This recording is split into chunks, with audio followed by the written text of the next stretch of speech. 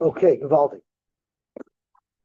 So we are towards the bottom of Tzadik Tasam and Beis, where Itmar Hamara Din al Shulchan. Before we start, I just want to share with you a beautiful vart on this week's parsha from the Chassam Sofer that talks about how important it is to learn B'Chabura. So in this week's parsha, it says as follows. It's right by Shishi. So whoever got the Yali of Shishi got a good bracha. Because it says in the pasuk as follows: Hine anoichi sheleach malach lefanecha l'shmorcha b'derech v'lhaviacha l'mokem asher chinais. I have appointed a malach to accompany you, Yisrael, to Eretz Yisrael, but you have to understand he's a malach, so he doesn't have discretion. And I only instructed him to take you to Eretz Yisrael to protect you if you listen to the mitzvahs. Therefore, he shamer mipanav u'shma v'koilei al tamer boy ki lo yisal l'fishach. And Rashi says he doesn't have that discretion to be moichel you. So if you don't follow the rules, you're out. Kishmi b'kir boy. But kim shemoyet tishma b'koilei v'asisa.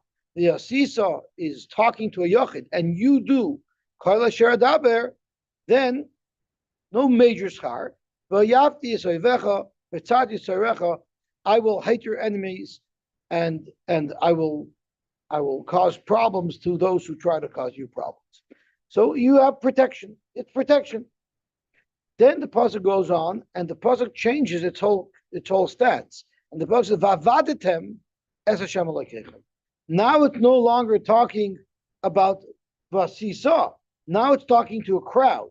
If you, the crowd, do avodas Hashem, and the question is, why is the Torah changing from speaking to a yochid to speaking to a rabbi? Zok the Chassam Sofer. If you just do mitzvahs like you learn as a yochid, you learn by yourself, you'll have protection. The malach will take care of you. But vavadetem is Hashem Elokeichem. If you're going to do avodas Hashem as a group and you're going to learn together, then Hashem himself goes to the malach and say, "Move aside, malach. I got this one." Ubeach es lachamecha es memecha. Kadosh Baruch Hu will give us all of the brachas from the Ein Sof. We'll have parnasa lachamecha memecha. We'll have health. We'll have wealth. We'll have good shidduchim. We'll have rich hashamim. We'll have yidah shenachas. We'll have archavas hadas. We'll have whatever we want. Hashem will give us everything and anything when He sees that as a group we're learning Torah. I'm going to prevent any difficulty from coming your way. And some Sefer adds, even if you would have a better understanding and you do a greater job of doing avodas Hashem by yourself, it still is completely eclipsed by even an inferior avodah when it's done as a group. So we can talk about Rabbi Yosy. Look at us. We are learning as a group. So Rabbi Yosy, we're learning as a group. So we have to ask you to tell the malach to step aside, to get personally involved, and to give us all the brachas. And someone pointed out to me something interesting. Hashem is not even giving a communal bracha. If you do avoid Hashem communally, the bracha is already personal. Not lachmechem, vesmemecha. Because Hashem is going to look to each and every one of us, each and every member of a group that learns Torah, and see what does you need and what do you need. And whatever we individually need, Hashem is going to tailor make it for us and give us all the brachas of what we need. We should be zocheh to this, Makar Mamash. Okay, well, putting that aside, we'll get back. Amen. Amen. So getting back to our professional mistakes. So we have a shulchan. Amen, the amen. Amen. Amen. Oh, Mati. And these are going to be brachas d'oraisa, Yosy. Ashiras d'oraisa. Ashiras d'oraisa. That's right. Okay. Itmar. Hamara dinner l'shulchan. If you want to accept a coin, you're not sure it's a valid coin. So you go to the expert, you go to the shulchani, he will assess for you if this is a valid coin. And he said, yes, it's a valid coin, but he was wrong. V'nimtzera. It turns out it was a bad coin, you accepted it, and now you can't do anything with it. Tani Chada, there's one bracha that says, if he's a pro, potter. Hedjit, if he's an amateur chayiv, because what business do you, as an amateur, have to give such advice? To pshia. The Tanya Yidich, but we have another bracha that says, Bein Uman, Bein Hedjit chayiv. So Tosfos speaks out earlier when it comes to the shaychit. We said there's a difference if you're paid or you're not paid. If you're not paid, there's only a certain level of negligence you're chayiv for. But if you're paid, you're chayiv for everything. Tosfos says over here you can't say that. Because like I was told when I first got into the furnace business, the Alte Eden Shul told me, Yosy, furnace is a Nishkan Gemure. Du darf man kennen. So Tosfos says that money is not shchita. Du darf man kennen.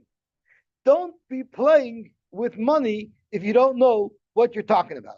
So if you look at Tosfos over here, the last three lines, the Bakar Matbei, when it comes to money, Sarach Bekiyas Godol, the Lechs Lei Lemichse, even without charging, the main Boki, Kedanko Ve'isr, who were the known pros.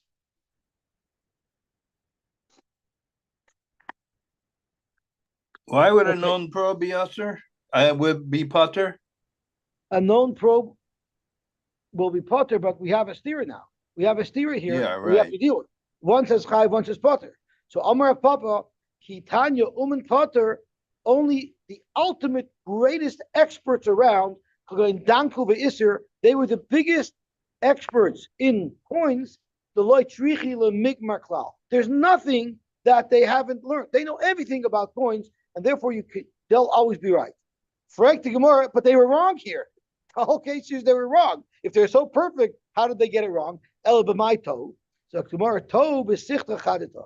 They didn't read the Wall Street Journal that morning to learn that a new coin was minted and they've made obsolete the old coin. The Hishaita, he didn't get the WhatsApp. The Hishaita, the Nafik Metusa Sichta. They just minted a new coin. And this reminds me of a story that I said over. A lot of you heard it, I said it too many times, about this guy who had a friend who was a counterfeiter. That's what he had, a good printing press, and he would print currency. A Ganav. One Motzei Shabbos, he gets a call, and the friend says, Yankel, I got Tzudas Tzadidius, I got major problems. He says, what's the problem? Tell me. He says, I can't tell you. Come downstairs. I'm parked right outside your house. I'm going to show you my problem. So he goes downstairs. The Yid pops his trunk open, and there's a beautifully fresh, minted, beautifully clear and crisp printed $1 million in currency. The problem is something went wrong with the printing press, and they were $22 bills. He says, what am I going to do with $22 bills, $1 million worth of $22 bills? So Yankel says, not a problem. Let me get into the car. Just get on the thruway, drive north. So they're going north up to the sticks. And when they get into the real sticks of the upstate New York, they pull into a little village there. And he says, let's pull up to a gas station. Pull up to a gas station. He asked the attendant, please fill me up with $15 of gas. Puts in $15. The attendant comes to the window, $15, please. So the Yid pulls out a $22 bill and he gives it to the attendant. So the attendant starts laughing. Is this some type of prank? There's no such thing as a $22 bill. So he looks at him in all seriousness and he says, didn't you see the Wall Street Journal this morning? This Wall Street Journal, we get maybe the New York Post. Wall Street Journal, we never heard of. He says, well, it's in the front page of the Wall Street Journal that they put out this new dollar because they made an assessment that many people need that amount. It's a perfect amount. It covers many expenses. And they made, this is the new bill. So he's a Tamim guy, this upstate New York guy. I said, fine. If that's what you say, fine. Let me go get you change. So he goes into the office, comes back, and he gives the guy back a $7 bill for change. So that's what happened. Ha'itza. There was a lady, Da'achzil Dinra l'Rabchia. Rabbi was also a very big expert, like Danki and Isser, and she also wasn't sure if this is good, so she asked Rabbi. Amar Law, he told her, Ma'alihu, it's good, no problem. L'machar, the next day, Asoy l'kamei, she came right back to him. V'amar Law, she said, Achsise, I showed it to a store owner, I wanted to buy from him. V'amar Libishahu, they said this is not a good coin. But like anovically, they wouldn't sell me anything for it. It was rejected. So you, Rabbi, messed me up. So, Omar Leila Rav was the one who took care of Rabbi's finances. So Rabbi instructed Rav, Zil Chalfa, you have to swap it out and give her a good one. I'm going to take responsibility, but you need to keep my logbooks in order, and we're going to have to account for this loss. So what should you write? The Chasav Abankasi din Bish. This was a bad deal. Rashi says, Rohi, Sha'al Iskechinam Animafsid. Who asked me? I should have said I don't look at coins. And therefore it was a bad move that I did. Break the Gemara. Umayshna danku ve'isr the petiri. Their potter, there's nothing left for them to learn. They're the biggest experts. Rabbi Nami lav lemigmar kabod. He was also an expert. So why would he have to pay? Zok Gemara meikra din Rabbi did not have to pay. Rather Rabbi lefnim mishur sadin hudava. He was doing lefnim mishur sadin. Kidetani Rabbi Yosef, v'yidat lahem. It says in Parshas Yisrael, v'yidat lahem, teach them, which I believe Yisrael was instructing Moshe Rabbeinu and his bureaucracy. Beis Chayayim is referring to Torah. Es haderech is zu gemilas chasadim. Yelchu zu biker cholim ba zu kvura. Correct Rashi, is biker cholim not gemilas chasadim? Is kvura not gemilas chasadim? Why do they require their own limud? Zok Rashi, gemilas chasadim is when you do somebody a favor, but it's not costing you anything. But if you're being mevak choila, someone who's ben giloi, you take 1/60th of a sickness away. That's costing you. That's already a higher level of gemilas chasadim because it's costing you. So that's why you need a special pasuk for it. And Kavur Rashi says is speaking about a zokin veinul chifaydai. It's not someone who you would typically see digging graves. Nevertheless, so from gemilas chasadim alone, we wouldn't know. That's why you need a special pasuk of ba to tell you that you're mechuyev in kfura. Esamai says adin. And now the subject of our discussion, Asher Yasun, Zu Lefnim Mishur Sadin. That's what Rabbi did. He did Lefnim Mishur Sadin. Rish Lakish, Achvil and Dinner Rabbi Lozer. Rish Lakish showed a dinner to Rabbi Lozer to determine if it was valid. And as it turns out, Rabbi Lozer is not as acquainted as Rabbi Chia and Danki was. He wasn't the expert. He was not the expert. Omar Ma'al Yahav. He said it's good. So Rish Lakish said, are you sure? Amalei, Rish Lakish told him, I'm warning you, I'm going to sue you if it's not good. Chazi, you should know, the Allah costs some china. I'm relying on you. So Rabbi Elazar responded, so you're relying on me. Amalei, Kisam Kusalai, my lemon, what are you threatening me? That since you're relying on me, that if it turns out that I'm wrong, I'm going to have to reimburse you? I don't think so. You, Rish Lakish, you yourself hold that I don't have to. Because the Ha'atud Amrit, Reb Meir, you said that who says I have to reimburse? Reb Meir holds the Don Dina de Gami. Reb Meir holds that if you cause someone damage, even though you didn't do it directly, you have to pay. But if you're telling me it's Reb Meir Shita, then I would understand my love for Reb Meir. If you said, oh, this is Reb Meir, that connotates that we don't pass him like it. So Rish Lakish said, no such deal. Amalei loy, Reb Meir usvir lankavase. It's Reb Meir who's done din the and we pass him like him. And therefore, if you mess me up, I'm going to come after you. So now we have to understand what are the conditions under which I can come after you. It sounds like Rish Lakish had to speak out. You better watch it. I'm relying on you. What if he didn't say that? Would he still be able to make a claim? So let's have a look at this Tosfos. First, you have to say, Tosfos, Akati Avatarch L'Migmar. Rabbi Elazar wasn't the great expert. The Lo Avatarch L'Migmar, if he was the great expert, he wouldn't be mechuyev at all. Right? We know from Reb Chia, he wouldn't have had to pay because he was an expert, only because of Mishur Sadin. Here we're discussing Rabbi Elazar being mechuyev min adin, so obviously he wasn't such a great expert. Now Tosfos talks about the next line. Why did he have to say that for? Tosfos is lav dafka. Because afilu loy Omar, even had Rish Lakish not say that, still have a mechayiv. Rabbi Elazar would have been chayiv if he gave bad advice. Kamar Reb Chia, you don't find that by Reb Chia, the lady told Reb Chia, I'm relying on you. The Avagav loy Amrlei have a mechayiv. Ilav mishum l'levatarch l'meilov. The only reason why Reb Chia didn't have to pay me'ikar adin is because he was an expert. But otherwise, he would have had to pay, even though she didn't tell him. Chazi de Allah kasamich. So therefore, here where Rish Lakish said it to Rabbi Elazar is lav dafke. It doesn't mean anything halach. But the Rif argues, Rabbi Alva's cause of the oilam loy mechayiv ad sheyoymu. The only time you could be mechayiv somebody for giving you bad advice is if you warn him, I'm relying on you, make sure it's good advice. So that's the machlekes Rif and Tosfos, whether or not the person giving bad advice would be liable if he wasn't specifically warned that he's being relied upon for this financial decision. That's lifnei iver, Yosy. Bad advice, is it not?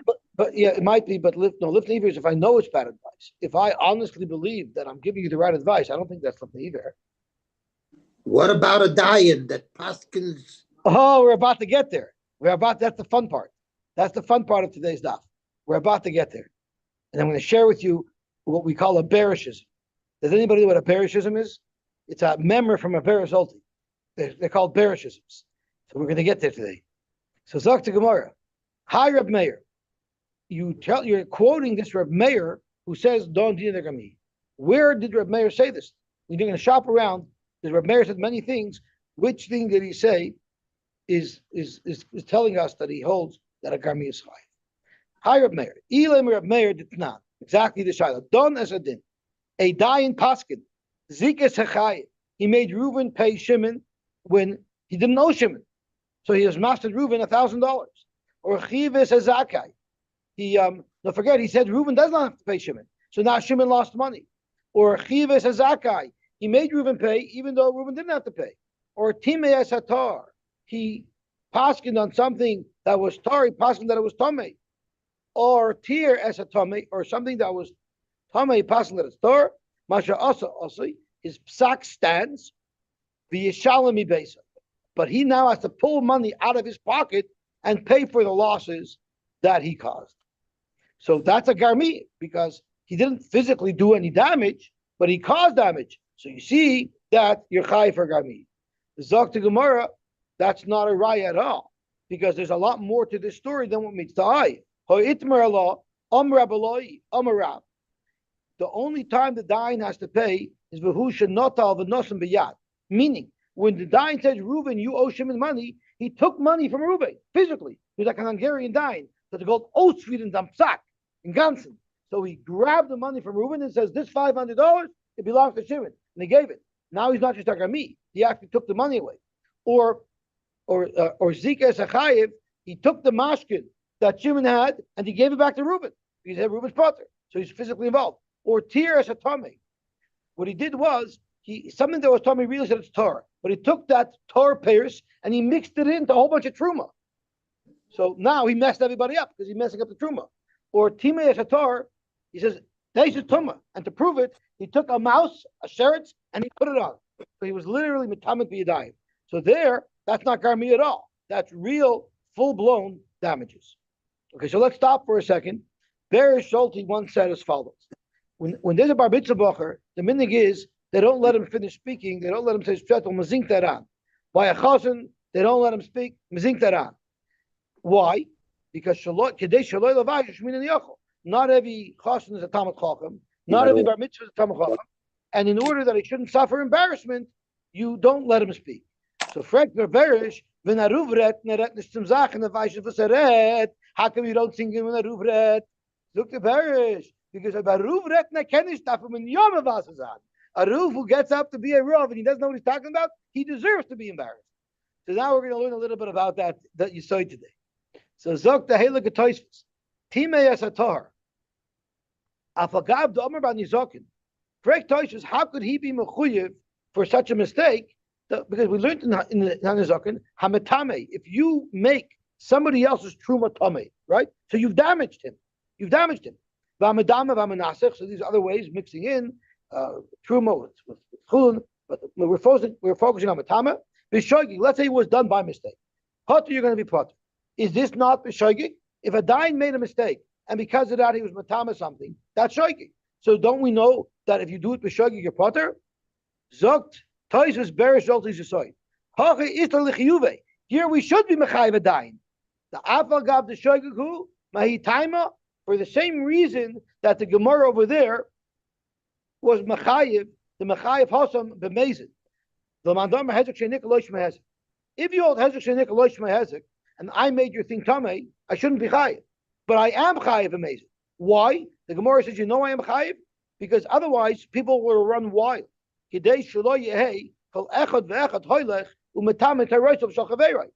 I am not going to be mechuyev, if I'm a tameh, my friends to Hiris, then every time I'm angry at somebody, I'll go be metameh to Hiris, and I'll get away with it. So they have to sanction him and make him pay.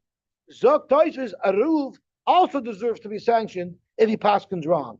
Hakadami chayiv, you know why? The rabbi deserves to pay, like amazing. Why? Because it's his fault if he's shogig that he didn't analyze the shaila properly. On the flip side, there's a svart to say he shouldn't have to pay. Why? If you hold hezek shenik shmei hezek, so then if you're matama someone's Paris, you should be chayiv even b'shoigig, because a mazik is chayiv b'shoigig. Other than a mazik is always chayiv. Yet he's by shoigig, when you're matama someone's Paris, you're potter. Why? Because there's a stakala kadesh yadiyah. If I know I'm going to have to pay, I won't even tell him that I did it, and then you'll have bigger problems. So in order to make sure that people will be comfortable admitting it, we say that he's potter. So maybe we shouldn't say that the Rav is chayiv, because then he won't admit that he made a mistake. Zokt Tosfos, we have more respect for rabbis in that. Hacha chayiv, the leka lemecha shlochi. We're not afraid the Rav is going to conceal his mistake. Tafilu tir es atamei the irvu and peroisav. See, mamish was matamid leka lemecha shema achach lo yedienu shein tmeim. If he realizes his mistake, we don't have to be worried that the Rav is such a sleazebag that he won't tell him.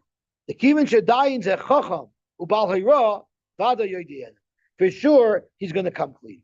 So therefore, the Rav gets sanctioned on both sides. On the one hand, we sanction you should have looked into it more, and we're not worried that because of the sanction you're not going to admit it. Because of a zoivite, you deserve a kick in the pants, but you're still in there the chiyid, and you're going to admit it. So that's the mamash of theirs. That's the Pharisees. Okay, gewaltig. Zok the heilig gemara weiter.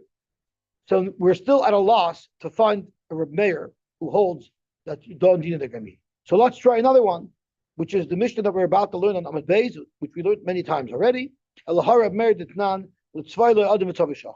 You commissioned a dyer to dye something red, and he purposely changed and made it black, or vice versa.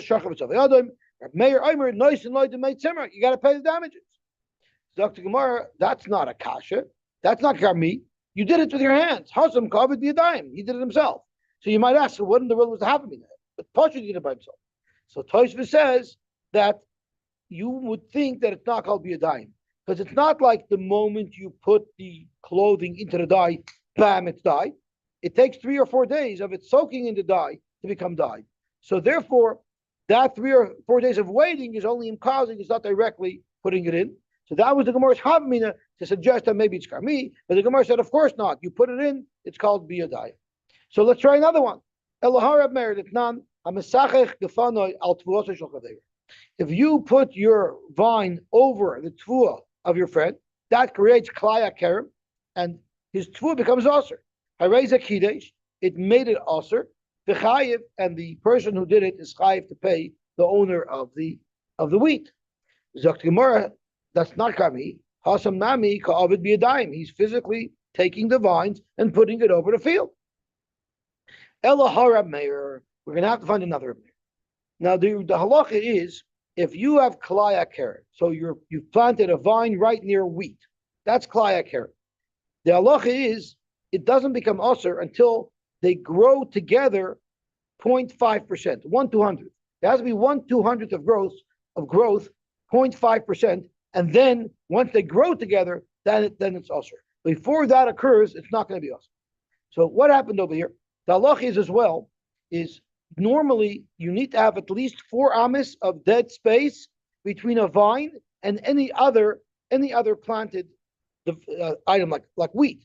Why do you need 4 amas? You need 4 amas because that the tools and the apparatus that you need to service a vine takes up 4 amas. So there has to be enough space between the vine and the wheat or any other zera to work the vine. However, the only exception to that rule is if there's a wall or a barrier.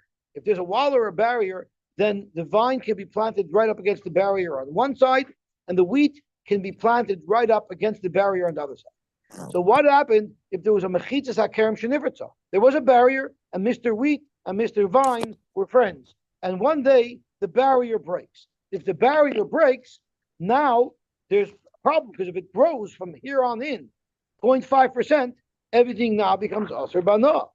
So the halach is, oimer loy, we tell the owner of the vine, gedar, you better fix that gate. Okay, he fixes it, and it happens again. Nifritza oimer loy gedar. What happens if Nisyai Shmena, he said, I don't care, I'm leaving it, I'm not doing anything. Then the Lagadra, and he didn't fix it, I raise a kiddush, and after that point, if it grew 0.5%, it makes everything aser.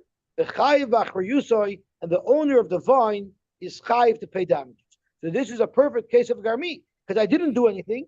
Forget, I refrained from doing something, thereby causing damage to Mr. Wheat, and therefore I'm chayiv. So that's a good example of kami. But we have a couple of things we have to work out. The first thing we have to work out is who said it's Mr. Vine's responsibility. Why can Mr. Vine turn around and tell Mr. Wheat, you fix the gate? Why should I fix the gate? So first we have to know why it's the Vine guy. So let's see Toshus at the beginning. We tell the vine guy that he has to fix it. The hu hamazik, he is considered the mazik.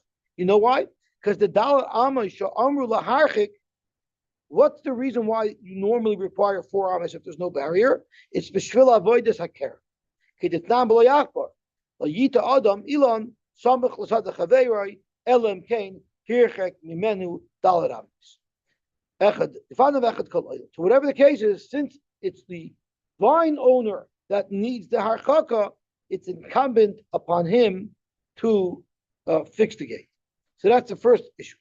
The second issue is, it's interesting how it says, he didn't want to do it. What if he was planning to do it? He just didn't get around to do it. He was preparing, he was bringing materials, and by the time he brought it, boom, it grew 0.5%. What is that law? Climb or not? Pacha should be climb, it grew. Zok Toshus, it's actually not climb. This is a massive chiddush, because we're not talking about knossos over here. We're talking about deraisa. So let's have a look at this little Toshus. Nisyayish mimena v'lagadra. Dafka nisyayish. That's only if he was not planning on fixing the gate. He said, I'm not doing it. Avlam loy nisyayish. V'oisik kol shal ligdar. But if he was not miyayish, and he was planning to do it, he was buying materials, he was in Home Depot, he was working towards getting this done without a delay. Af al pi shahoisif masayim mutter. Even if it grew, it's not climb. The mitzvah physically it grew together, but it's not halachically climb. It does not become usher if you try. This is a big chiddush. Where do we know this from? It is not b'mesechus kloyim. A raya yerek b'soich karma. What if you see in the middle of your vine a vegetable growing? That's klaya kerem in action. So Amar, and he said, Kishagia Sham, I'm on my way back. As soon as I get there, I'll take it off. Mutter, it's mutter, even though it might have grown. But you were intent from the moment you were aware of it to fix this. But Lichasha Echsar Sham Alaktenu. What if he says, I gotta go now. I'll get back. When I get back, I'll fix it. So that means he's purposely delaying, and the V'Hoisef Masayim, and it grew 0.5%, Osir, it becomes Osir. Alma, you see from here, if he is focused on repairing it, he didn't finish what he was starting, but he was involved the whole time. Afilu hoisef masayim mutter. Why? So Toshus gavalti yechidish v'tami yeshloimar mishum dichsiv loisizra karmaka. It says loisizra karmaka klayim. It's mashma zriya denichla. It's mashma. It's only a planting that he has no problem with leaving there. But if at no moment he's happy with it, he's constantly working to get rid of it, it won't be also banami deraisa. It's a fascinating thing. This is the type of sport you would expect to be on the Rabbanon. He's constantly, but this is deraisa, it's not quite. Chai bachar Yosy. Frek says, why would I be chayv to pay? This is a hezek sheni nicker. You can't tell if you look at a wheat stock if it was klaya kerem or not. Frek says, af agav the hezek sheni nicker loish hezek. Nearly read that this is called hezek nicker. The hachash of hezek nicker. Sharei nicker through klayim kisheroi agafan the besada. Anybody who walks by sees klaya kerem there. So that's called hezek nicker. So it's not necessarily that it's a spiritual thing. If you could tell there's a problem here, even though it's only Isser, that's hezek nicker. It's obvious. But if someone was matama the tires of his friend, there you can't tell that it's tummy. Frank says, what do you mean? I see he left a mouse there. So that's also hezek nicker. The Toshus lavdafke. Lechoshev hezek nicker. The miyadeim huksheru. Who said the tfuah? Who said the perish ever became wet? Maybe that hukshel kabatuma. So the situation itself does not announce tuma. Mashenkin, when you see climb together, that's announcing it. Aval ein loymar. Don't suggest that hachanami have a hezek shei nicker. Don't argue that by the case of klaya kerem, it was a hezek shei nicker v'kansu, and they're canceling him. Like Toshus told us in Number Aleph, if you're retired to Rosh Hashanah, they cancel you that you're chayiv. Why? Because we don't want people running around making people's things tummy. Here, that knas would not be appropriate. You know why? because when you're matama your friend's tires, who gets hurt? He does. You don't get hurt. But over here, when you are going to make kalaya kerem, you're losing too. Your vines are going to go in the garbage. So there, we don't need to worry that someone's going to do that. So there would be no kadas. So it has to be a chiv mikra din. And you wouldn't be chayiv if it wasn't b'mezid. Okay, so yes, if somebody's moil with Bedek Habayis gets a pass, if I'm mazik something that belongs to Bedek Habayis, I think I have to pay, and I have to pay more. Let's say there's a carbon that's supposed to be, or something that belongs to Bedek is not a carbon. Bedek Habayis is the fund. You're right, but if there's a carbon that's meant to go to hektish and I moil in it, don't I have to pay? Why don't I tie it to Hazik Shein and Nicker? Because you're not paying under the rules of damages of the zakat. Oh, there's a separate one. Oh, it's a separate, right? Because it has a different article. But me'ilah b'hektish is not damaging hektish; it's benefiting from hektish. So so in other words, is this the someone else's fruits have a din of hektish? What does it have? How are you going to categorize it? Well, I said this is going to go to the Beit Hamikdash. Why do somebody else's fruits have a din of hektish? Because I already was makdish it. How else is if it's set aside for a true? So what is your question? Somebody was makdish fruit, so now his fruit are better. And what's your question? So now somebody is going to go be mazik and be metameit. Right. Is the havamina therefore now that I shouldn't have to pay for it because it's a hezek shein or nicker? I don't think it's only a Tomaskana too. If you did it b'shagi, you don't pay because it has a chain nicker. Why isn't that considered me'ilah behektish? That's what I'm asking. Because it's not me'ilah, it's metama. Me'ilah means you benefit from it. If you took the apple and you bit into it, maybe that's me'ilah. But if you or if you sold it to somebody, but if you metama it, you had no benefit. So that's not called me'ilah. It's simply damage.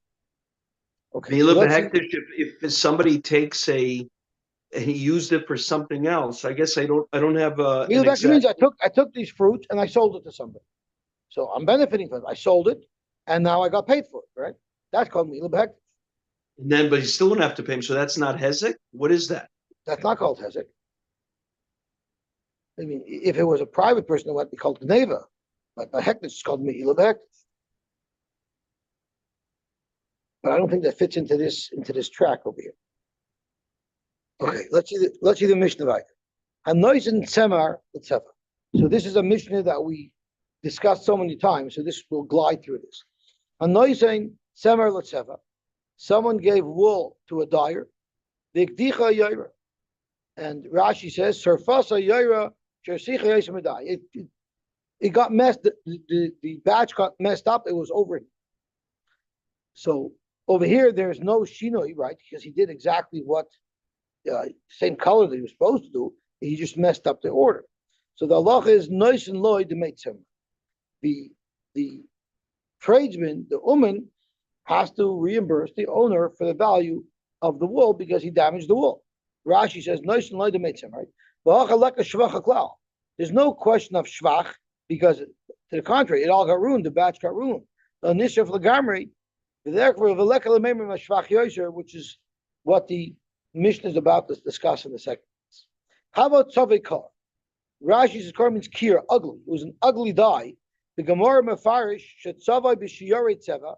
He didn't use fresh dye. He used leftover dye, which was very poor quality. And if a craftsman uses that, he knows he's doing damage. Umazik b'kavanahu. That's called mazik b'kavana, and therefore, everybody's going to agree that this guy loses out big time. And let's see what his verdict is. So he took someone else's wool and he dyed it with inferior dye. He messed the guy up. So let's say he spent $5 on this bad dye, but lemaisa the wool has improved in value by $15. So the halacha is nois and lois hayitzia. The owner of the wool takes his wool back the way it is, and he only has to pay $5 because this guy shouldn't have done what he did. He doesn't have to pay his fee. His fee for sure doesn't have to pay. All he has to pay is what he actually laid out, which would have mean this inferior dye. What if this inferior dye costed $15, but the wool is only worth $5 more than it was when he gave it in? Then all the owner has to do, he takes his wool back with the extra $5. He pays $5, even though it might have costed the owner out of his pocket $15, and surely he doesn't pay the fee for the service. Okay. You purposely, the Uman purposely deviated from the instructions given, and he made it in a different color. So at first glance, this should be no different than someone who used inferior wool. And in fact, that's what Rabbi Yehuda holds. But Rabbi Meir is the dissenting opinion. Rabbi Meir Aimer Noisen Loy the made Temer. Since he was Meshana from the Das Balabais, he is kind of the Temer. So he is kind of the Temer with the different color, and he has to reimburse the owner for the value of the wool that he gave him, which means this woman comes out pretty good. He does pretty good, right? However, so let's see Rashi. Let's find Adam Kani B'Shinil Reb Meir. He's kind by being Meshana from what the Balabais wanted. Therefore, all he has to reimburse the Bailam is for the tzemer that he was originally given. He doesn't have to give back the shvach because he gets to keep it. Or what if the owner wants the wool back, the same wool, even though it's dyed the wrong color? He could demand that. If the owner says, "Listen, I wanted it black, you made it red. I want the red wool," so the woman could say, "Okay, I'll give you the red wool, but you have to pay me in full for my services." So Reb Meir is pretty easy on the guy. More than the Yitzhak. My services, yeah. He has to pay schore mishole, not just the Yitzhak. But Rabbi Yehuda, if he's a Gazlan, he's a Gazlan. Not a Gazlan. I didn't follow instructions. I did it wrong. So I'm kind of Bishinu. Rabbi Meir, I'm kind of Bishinu. So now it's my wool. So now, if you want it back, not pay me the whole thing, no, pay me how much you're going to the store to buy. Right? Just like No, schore mishole means. I believe it means you've been using it as your pay. If I'm a Gazlan, it's not belong to me. You want to buy it from me? Well, you have to buy. I understood schore mishole means you got to pay me my fee. She for sure does not pay full of what it's worth because I gave you the wool. If anything, I should have to give you. So schore mishole would be the fee, probably.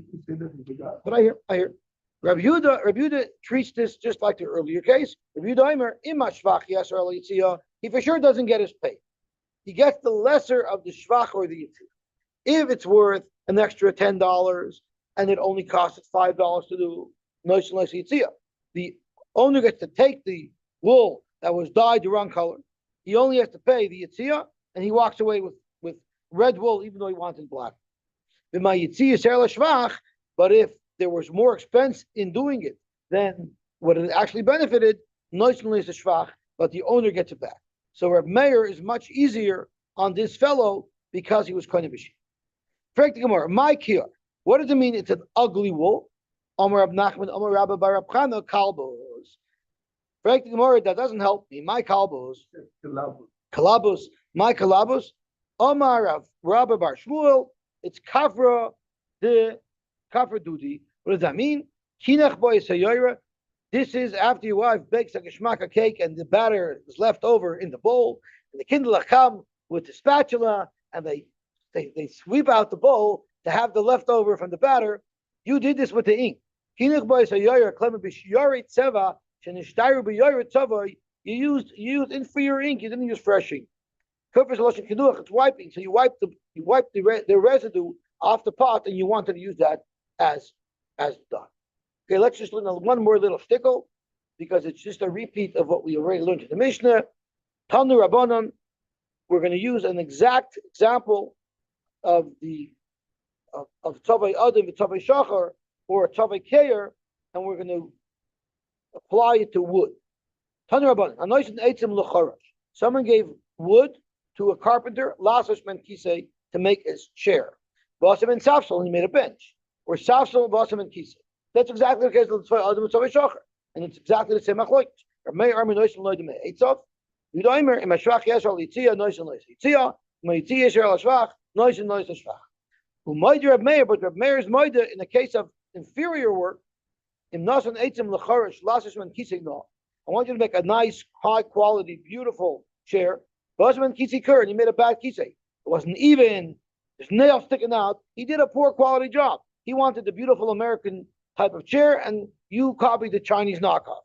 Or Safsel no, was a Safsel Kiar, Imashvach Yisrael Yitzia, Nois and Loy, the Mag Yitzia, the Mag Yitzia, Serla Shvach, Nois and Loy, the Mag Shvach. Okay, we will stop here, and Be'ez Hashem will Mamshach tomorrow. Everyone should have a good gebench tevach. We should have a gebench tevach with the Rebbeinu Shloim telling us that He's taking care of us. What was the Lashon HaPasuk again? The Lashon HaPasuk was V'rachas lachamecha v'esmeimecha asiroisi machle mikirvecha. Itavach. Go ahead.